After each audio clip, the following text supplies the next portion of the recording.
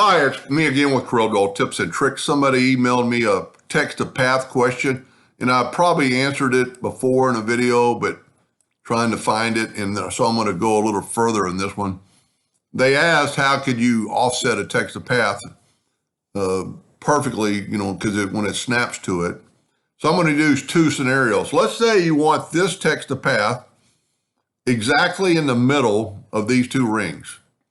Well, what you do, take the Alt key and select them both, so you've got two objects selected, and go to Effects and Blend, and just blend one time. That gets you a perfect equal path between the two. Now, you need to select it all, and go up and break the blend apart, and then actually see if you can't grab that inside circle. The best thing I've always learned, let's see how big this thing is let's set our nudge factor on 10 inches. And let's nudge the top one out of the way and the bottom one, because this is where we want the text to path.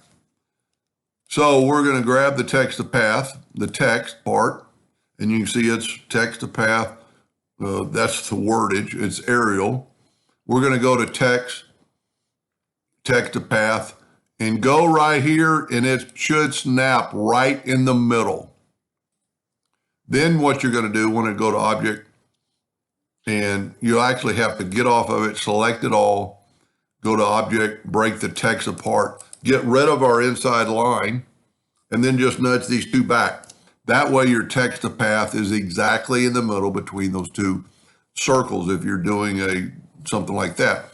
The other way to do it, if you just have a single arc, a single curve, a single circle, text to path, and put it right on top of it. And if you can see the red line disappear or appear, that means I'm exactly in the middle. Now, to offset this perfectly, what I do is take an indexing line and have it, and see every letter is going to be a little bit different. This H is going to be lower than that T. And so it's not a perfect science, because when you grab this, you get this right here where you can go up and down. So if I move this down, it moves it to the left. We want it to go up. So I'm going to increase the numbers, and it should stay right where it is. So in this case, you didn't even need to do anything, but you can make it, see it's 0.15 off the line. If we put it back, it's at 0. So if you needed it at 1.5 or 2, 0.2, let's just measure that. I've never really measured it, and this will be a good place to measure it. And it's hard to because that's a text, it's not going to snap to it, but we're 0.2 off. So that's how you do it. Now, if you ever, move this is where I was using indexing lines to try to get it to maybe look a little bit more even. Because if you ever had to rotate it a little bit, one way or the other, you can kind of tell by your indexing line that you're okay. Now, like I said, if we had an H on both ends or an E on both ends of the letter, that wouldn't really matter, because you could be able to put it right on the H. So we're pretty close. So that's how you set. This is the distance from path. This is the offset, which is kind of confusing, because, if this is the offset, a lot of times this will actually go uphill.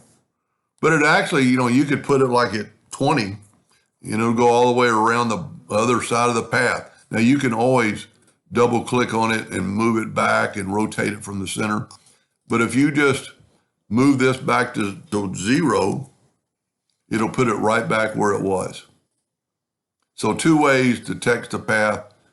And as always, it's still a text, so you can grab the shape tool and expand your text out and make the letters further apart, which you don't really ever need to do when it's text to path like this.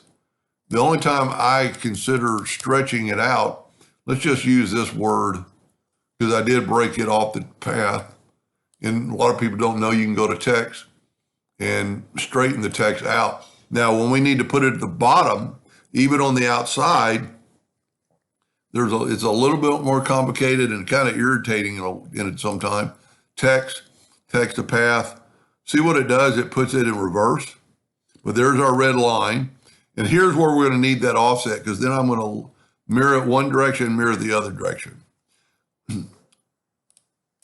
Now, this is where you're going to want to use this handle to, because when you're squishing the letters up at top, they're going to be harder to read than when you're squishing them at the bottom. Anyway, I hope that gave that person the right information, and thank you for watching.